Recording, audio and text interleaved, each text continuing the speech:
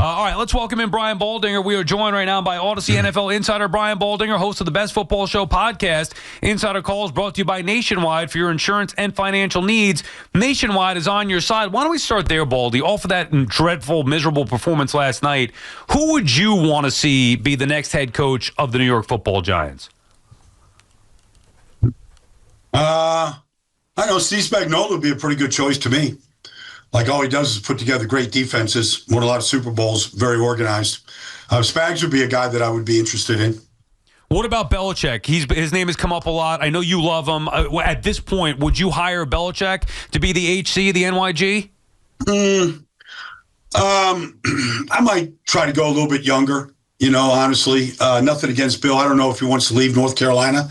I don't know that you could pry him away from that school right now. He seems pretty committed to it. Really? But I'd probably pick up the phone and have a conversation. I'd like to see, you're talking about the staff. Like, is he going to go get Dante Scarnecchia and go get all the guys, Gerard Mayo, and go get Pepper and, go get Josh McDaniels to call plays. I mean, I'd like to know what the staff is going to look like, because it wasn't very good at the end. Yeah. And that was a big part of, them really on decline. Yeah, for sure. All right. So Baldy, what about McCarthy? I know he's not Belichick, but he's younger. He's won a lot. He's won in multiple spots, high-profile spots. Even won some games when Dak got hurt. I'm not saying he's a home run, but he's solid. You think the Giants really consider him? Yeah, they should consider. I think they should consider guys that have won and have a winning pedigree.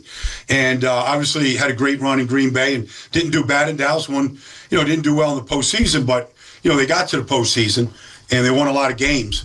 And so, he's always looking at the offenses in this league, always looking at ways that they can improve, and whether it's pre-snap motions or formations, the type of plays that work right now against certain coverages. I mean, I think, he's going to be pretty innovative. They're going to be able to run the football. They're going to, they're going to be committed to the running game with Mike.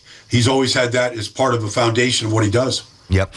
All right. So, Baldy, let's get to the Abdul Carter stuff. All right. So, you make a mistake. All right, you're late. Whatever happened the first time shouldn't happen, but it does. They're humans. Correct it quickly and make sure it doesn't happen again. Instead, he does the exact opposite. He does it again and shows no remorse post-game. So that's a real problem in terms of either how he's wired or maybe a foreshadow into his future as a pro.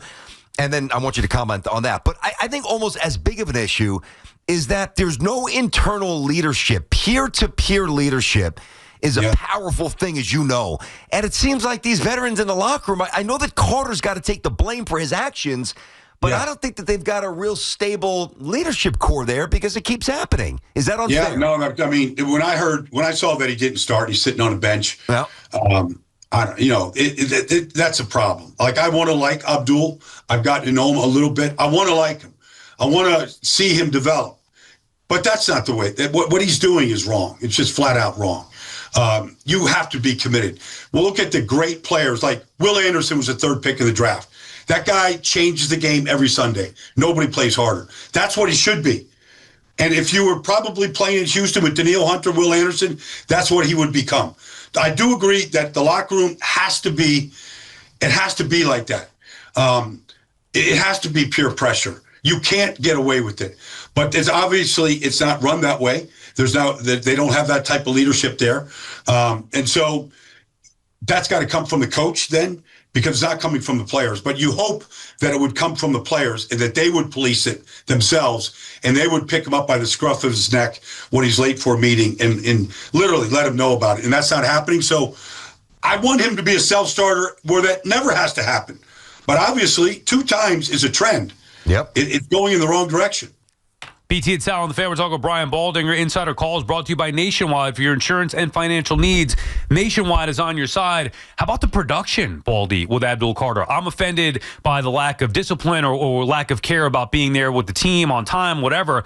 But what's the explanation for why he's not registering any impact on whether it's Sunday, Monday nights for the Giants? Yeah, he made a couple plays yesterday. Ball got out fast. I'm not defending him. Like, I think he has to play harder. I got to see more power than what he has demonstrated. He's got movement. He can slip blocks. Like, he's I mean, that's why he's drafted so high. But I got to see when the ball's thrown 100 Henry 30 yards down the field, I got to see better effort to get after the ball. Like, I just got to see it, and I didn't see a sprint to the football, especially if you didn't play the first quarter. You'd think that you would be the hardest working guy out there on the field, and that wasn't the case. Mm-hmm. I think that Dart is a better athlete than Drake May, although I think Drake May, extends the pocket, whether he's stepping back or stepping up or going side, a little half a foot just to give himself some room. I think he's amazing at that. But I guess my question is there that much different in talent? Like if Drake May was on the Giants and you had Jackson Dart with the Pats, is there a big difference? In the actual talent, no. I don't think there's a big difference. Okay. I think they both played a lot of college football. They both have, similar size. Jackson might be a little faster. I don't know. I mean, this is very similar. There just is an accountability in New England that the way that they function and the quarterback is part of that, but it is also a part of why they function so well. And, obviously Jackson has had no foundation like that. Coach is fired and all the stuff that's happened. But I talked to Jackson. I talked to Drake a couple weeks ago before a game, and he was just telling me, man, Baldy, if you saw what we have to do every day, like what we're accountable for and how we're held to be accountable for just every little detail. And that's where the success lies. They make it look easy. They made everything look easy last night. But that's what happens when everybody is doing what they're supposed to do. And you didn't even know that's a backup left guard. That was a backup left tackle in there last night. I mean, guys that I didn't know that were even still in the league, but were playing at a good level. Yeah, and yet they just dominated the football game. How about Dart's style of play, Baldy? It's a fine line between letting a player be himself and maximizing his skill set and his attitude, but also teaching him to be smart. I mean, he got decleated last night trying to get the first down out of bounds. That to me is just a stupid play. And Dart afterwards saying basically he's not going to change. Go back and watch my high school film. What about his style of play? Well, he's not going to survive. Nobody does. Steve Young ran like that. Wild. When he first took over. I mean, we're going way back. But Troy talked about it last night. You're not going to survive in this league. Christian Ellis isn't even a starting linebacker and knocked the living hell out of him. But that's what every linebacker in the league would be looking to do. Like, he's going to stay in bounds. He's not going out. They're going to go take their shots. And it was a legal shot. It was shoulder to shoulder, and he sent him flying. Now, Jackson popped right up. Great. But nobody at that position, Mike Vick, I don't care, pick a guy. Nobody's surviving in this business. Running reckless like that. That's just not smart. Can't do it. He's got to learn how to protect himself. And I don't care if he ran like that in high school. They're not hitting him like that in high school. Yeah, high school. And they're not hitting him like that in the SEC. Yeah. And he's got to change. Yeah. Well, so but how? We could say that is that just on the coach to teach him the right way? Is he going to learn eventually? How do you get from where Dart's at and his mental or his mindset, his mental attitude right now? How do you get that to change? Well, I mean, hopefully, you get Malik Neighbors out there, you get some elite players that can go win, and get the ball out of his hands on time where he's not holding it, and he feels like he's the only guy that can convert that third down. Like, I got to do it, we're not going to do it. And so, you hope that if you get elite talent, Hunter Henry, Stephon Diggs, you look at what they have in New England right now, I mean, that quarterback isn't looking to run. He will do it. He'll run for a couple of first downs a game, but he's not looking to do that. The ball's getting out of his hands on time. And so you hope that if you surround him with much better talent and guys that can win and you trust that he's not going to hold the ball and have to run like that. Hey, by the way, is Drake May the MVP right now? Stafford coming off a bad game? Well, I mean, he doesn't turn the ball over. He's thrown 23 touchdowns, and they've won 10 in a row. They're the hottest team in football. Like, you would think that maybe Jonathan Taylor, or you sneak a running back in there, if they continue to win, but they're the number one offense in football. But he's in the conversation of the top 3 or 4 guys right now. The throw to Keyshawn Butte is it's a pearl. Yes. It's an absolute pearl in that throw. Yeah. And by the way, Dart had one too. If Theo Johnson could have made that play. Yeah, no question. That was a good throw. So a good way to become competitive, button up special teams, don't turn the ball over, reduce penalties, all things that Aaron Glenn's Jets, Baldy, are suddenly starting to do. Now, when they were 0-7, I mean, people were calling us up saying they hired the wrong guy, he should be fired. So let's not go nuts the other way and say that they've got the Super Bowl winning coach in their building. They may or they may not. but he has really stabilized this. And I think even more than that, he has shown a resilience that is necessary to lead a team like the Jets, who's been in the wilderness for so long, out of the darkness. Talk about Glenn, what you see. I see that. They won 3 of the last 5 games. They're 3-2 over the last 5 after starting 0-7. Special teams is a strength. Like I always say this every year, you want to win 2 games because of special teams. You definitely don't want to lose 2 games. They lost the Pittsburgh game because of special teams. Isaiah Williams is much better than Xavier Gibson. That's an upgrade. I believe that this Adonai Mitchell can be a real player. He is an elite talent. Like when he came out of the draft, he was a top 30 player. He scored in the 52-yard touchdown, ran right by the corner. Yep. I think that guy has a chance to be really good.